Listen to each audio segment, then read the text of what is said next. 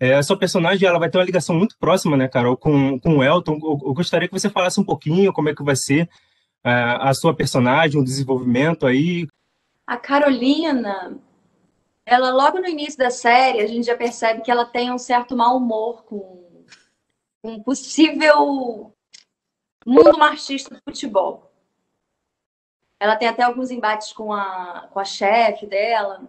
O que acontece é que quando ela começa, e ela fala assim, logo no início, isso não é spoiler, né, gente? Que ela não tem paciência para jogador mimado. E aí, que é uma verdade, né, pessoal? Vamos falar aqui honestamente. E aí, quando ela começa a se aproximar do Elton, da história dele, eu acho que tem alguma coisa que é muito sutil no olhar dela que humaniza ele. Porque, a princípio, ela não consegue compreender as atitudes daquele jogador. Inclusive porque tem um olhar distanciado, né? Ele é uma celebridade que está voltando para o Brasil, super milionário. E eu acho que conforme ela vai se aproximando por conta do trabalho, ela é isso, ela tira ele desse lugar, desse pedestal, desse altar e traz ele para próximo, né? E eu acho que o personagem do Elton é extremamente humano e tem muitas camadas que a gente, como espectador aqui, não enxerga nos jogadores também, na vida, né? Então eu acho isso muito lindo na série, né? O olhar dela para ele, como ele se mostra um menino que fez um sucesso astronômico, astrondoso, ganhou muito dinheiro, sustenta não só uma família de sangue, mas uma família de afetos e que tem muito coração ali, muita insatisfação, muito sonho, muita coisa. Você, dentro dessa relação de repórter com o jogador, acaba entrando numa questão que entra na realidade, que é a relação dos dois, né? Da imprensa com o atleta. Eu gostaria que até colocar a Tainá na conversa para saber como é que é essa relação, se isso existe na vida real, se é possível ter uma amizade, se vocês têm contato, como é que funciona essa relação entre a imprensa e o jogador de futebol, se ela se assemelha ao que pode ser visto na série. Ah, eu acho que sim. O que a Carol fala, assim, da personagem ter esse distanciamento e um pouquinho dessa coisa, assim, de achar meio chato o jogador mimado e tal, acho que, num geral, a gente também tem como imprensa, porque a gente sabe que muitos jogadores são muito mimados e isso incomoda muitas vezes, isso é chato. Você sabe que tem muita gente ao redor do jogador, né, para cuidar cada coisinha da vida dele, assim. E para entrevista, a gente sabe que está cada vez mais difícil fazer entrevista com os jogadores, porque, enfim, eles cada vez estão mais nessa redoma de vidro e a gente fica sempre muito distante. Mas eu acho que, com o passar do tempo e dependendo da relação que você estabelece, quando você é setorista, por exemplo, você vive muito num clube especificamente, né? E aí você consegue ter essa aproximação, assim, com os jogadores. Lá no início da minha carreira, eu tinha muito receio de ter essa aproximação, assim, muito pelo olhar que as pessoas têm sobre uma jornalista mulher no esporte. Então eu queria ficar muito distante daquilo, porque eu não queria correr o risco, a possibilidade das pessoas falarem alguma coisa. E aí o tempo foi passando e eu entendi que ter essa aproximação também fazia parte do meu trabalho. Que eu poderia ter essa aproximação, que eu poderia conhecer um pouco mais esses caras. E quando a Carol fala de enxergar um pouco e tirar esse jogador do pedestal, eu acho que é um pouco do que as mulheres têm um pouquinho diferente assim no jornalismo esportivo, que é tentar enxergar o ser humano que tem por trás daquele atleta. Porque, claro, o personagem, o Elton, ele é gigantesco, né? Ele volta milionário e tem sucesso nacional, internacional, então é um cara que todo mundo quer estar próximo. E vamos fazer aqui comparação com vários jogadores que tem no mundo, a gente percebe isso. Mas esses caras também passam por problemas. Esses caras também têm dificuldades na vida. Esses caras também têm tristezas. Esses caras também têm dúvidas. E eu acho que às vezes quando a gente faz uma análise fria da coisa, assim, a gente não enxerga que eles são seres humanos. E eu tenho a sensação de várias colegas, assim, e eu faço isso muito, de entender que por trás do jogador há um ser humano e que vai ter problemas e que vai vai chorar numa disputa de pênaltis de Copa do Mundo, entende? Que a gente tem um exemplo, né, muito claro do futebol brasileiro. Então eu tento enxergar esse humano assim e ter um pouco essa aproximação. Eu não tenho problema nenhum em ter amizade com o jogador. Então, gente, entrando nesse assunto entre relação, enfim, de repórter, até se vocês duas puderem pautar, Carol e também Tainá, sobre essa questão do machismo em torno do jornalismo. Você, Carol, faz uma repórter e na série você mesmo é assediada, passa por essa questão do machismo. Então, primeiramente para você, Carol, qual é a importância desse papel para representatividade feminina? E para Tainá, perguntar também se ela já passou por alguma dificuldade, alguma barreira por essa questão mesmo do machismo, por ser mulher na comunicação. Obrigada por você estar dando esse espaço para a gente falar sobre isso, que é muito importante. Antes de eu fazer a série, já era uma coisa que me chamava muito a atenção. As jornalistas, sempre mulheres, passando por situações inacreditáveis e situações que são super banalizadas e normalizadas e que nunca ganharam tanta visibilidade, tanta força assim. Isso já era uma questão para mim. Quando eu peguei esse personagem, eu já fiquei muito feliz por poder dar voz a isso, porque um dos meus objetivos de vida é educar, se eu for mãe, uma criança, para ser feminista, seja homem, seja mulher. Respeito acima de qualquer coisa. A minha personagem, ela trabalha no meio de homens, a chefe é uma mulher, e a chefe, em algum momento, pede para ela a companhia de um homem para ela realizar uma matéria que ela cavou. E aí ela fala, é muito difícil mulher no esporte, dê graças a Deus.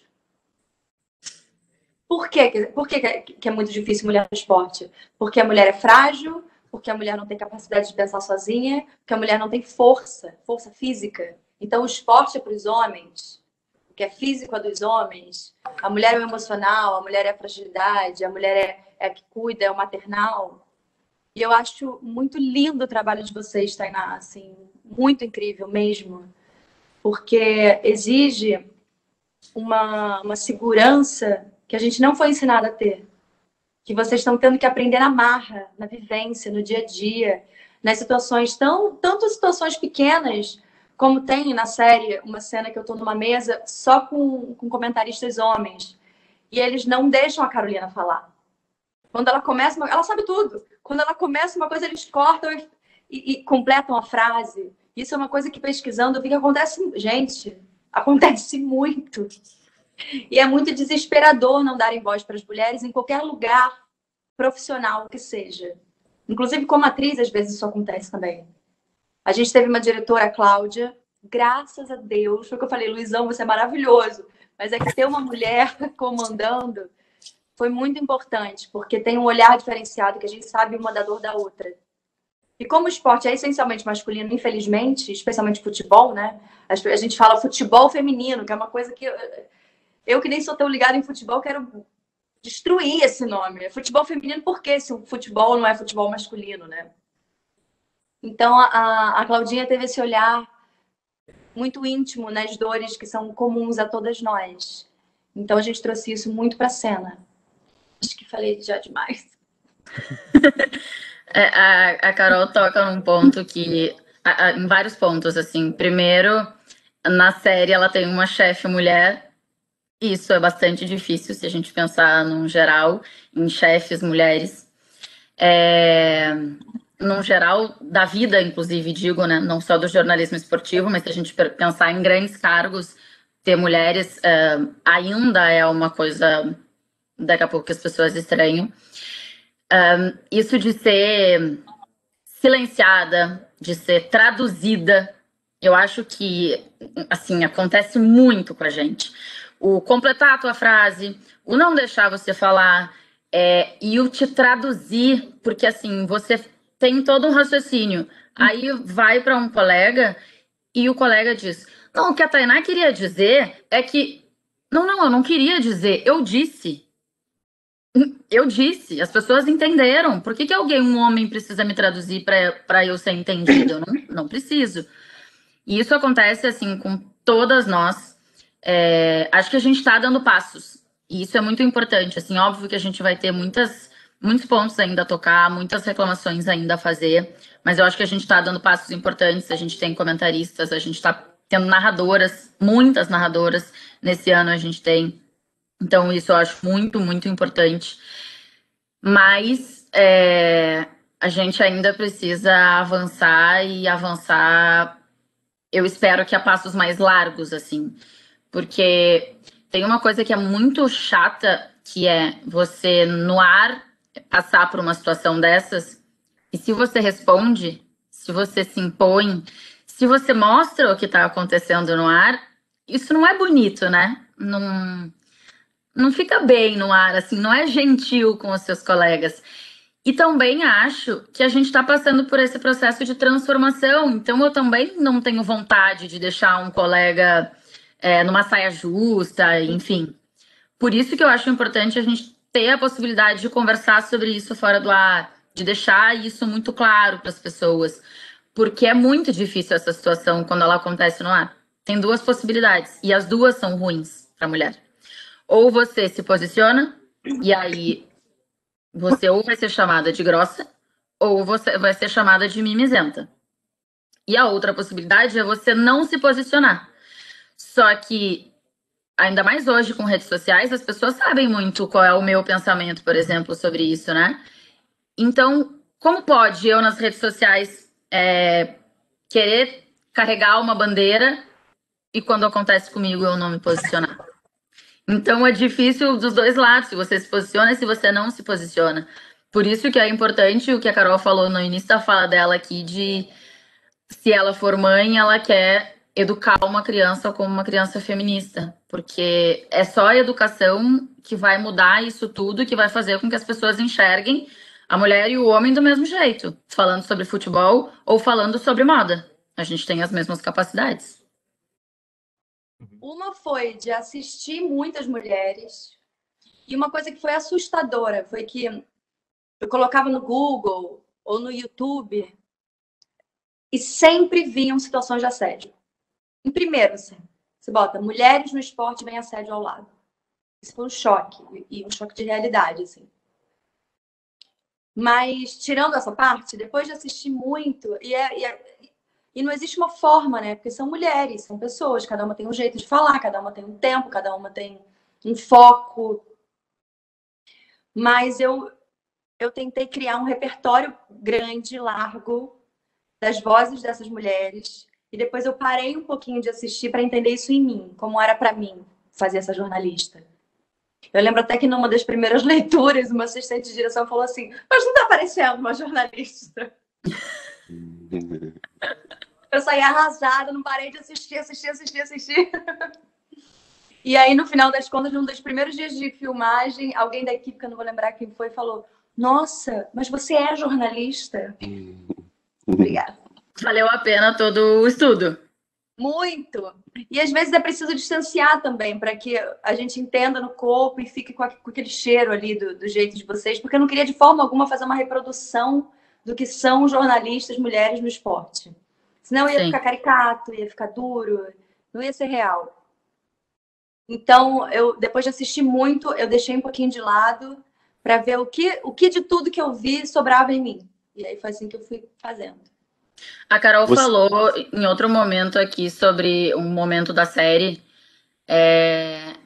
que a chefe dela quer colocar um homem, né, pra fazer uma pauta junto, uma pauta que é dela e tal. E aí, logo que ela falou isso, me veio à cabeça, a gente fez faz, acho que uns 3, 4 anos, aquele movimento Deixa Ela Trabalhar, com várias jornalistas, a maioria do esporte, mas isso se estendeu, no fim das contas, até para bastante gente, assim. E aquilo, o estopim, assim, para a gente pensar naquela campanha, ela foi o que a Bruna Deltri, hoje repórter da Record, sofreu porque um torcedor nos arredores de São Januário tentou beijar a Bruna ao vivo, né? A Bruna fazendo a entrada e o torcedor tentou não, porque como a Bruna olha para ele, no fim das contas, ele consegue dar um selinho nela à força. E eu lembro muito naquele momento de muitas pessoas assim falarem.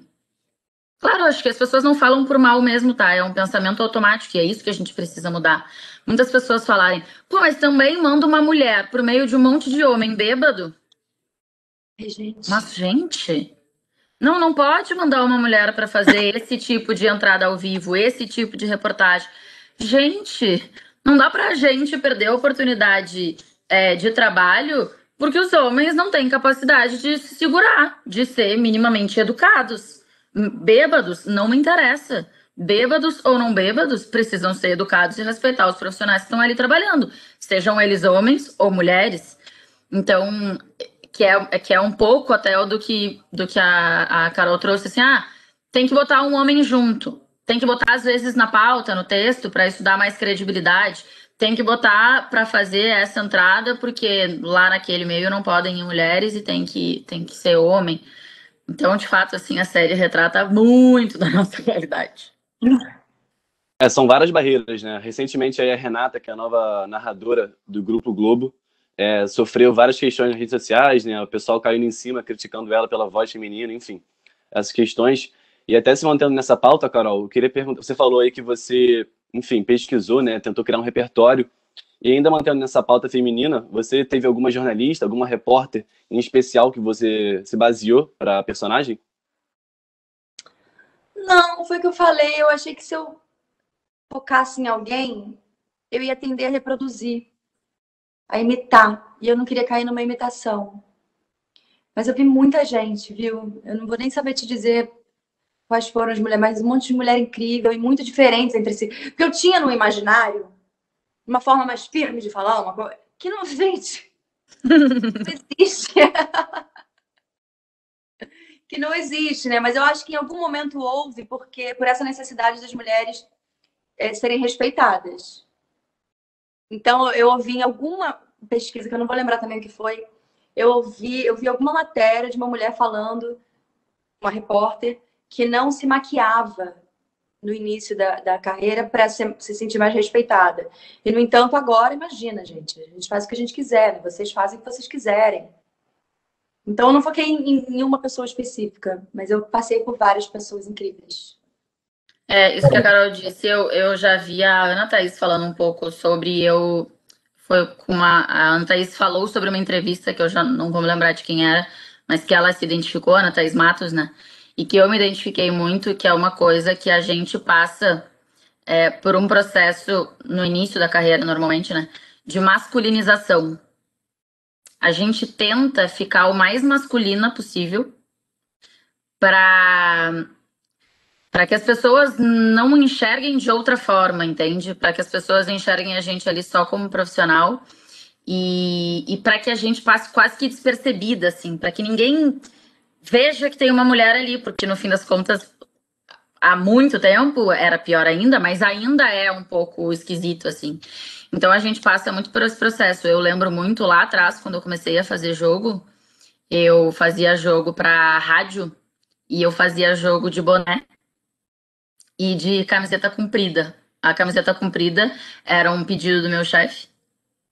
E o boné era porque eu queria ficar o mais escondida e o mais igual a todo mundo que estava ao meu redor atrás do gol.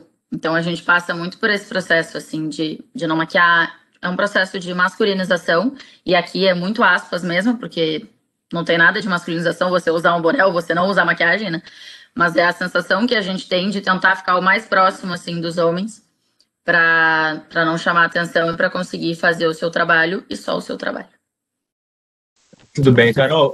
Queria que você fizesse um convite aí para todo mundo assistir a série, né, que vai estrear no próximo mês. Qual a data de estreia, o horário? A gente estreia no dia 10 de maio, é uma segunda-feira. São 8 episódios, toda segunda, às 20h30 no canal TNT. Não, 21h30. Eu sou ótima dando... Fala, galera! Queria convidar todos vocês para assistir. Vamos de novo. A série Galera FC. São 8 episódios, toda segunda-feira. Segunda, né, gente? Foi um prazer receber vocês. É um prazer falar com vocês duas. Espero que a série seja um sucesso. E é isso. Vocês querem fazer alguma consideração final? Muito obrigada a vocês por esse espaço. Obrigada, Tainá. Prazer. Amei te conhecer assim.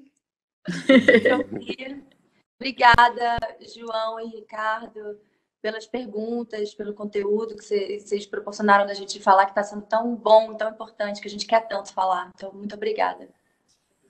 Meninos, obrigada pelo espaço. Acho que é bom a gente ter essa possibilidade, né, de falar num lugar que a gente também sabe que tem muito leitor, muitos homens lendo, acessando, e é importante, eu acho, a gente conseguir colocar esse debate, essa pauta, para tanta gente ouvir, entender um pouco mais e se aprofundar. E acho que ser um pouquinho mais Carol também, algumas vezes, de enxergar mais o humano, né? Acho que a série vai mostrar também um pouquinho, daqui a pouco, da gente conseguir enxergar isso.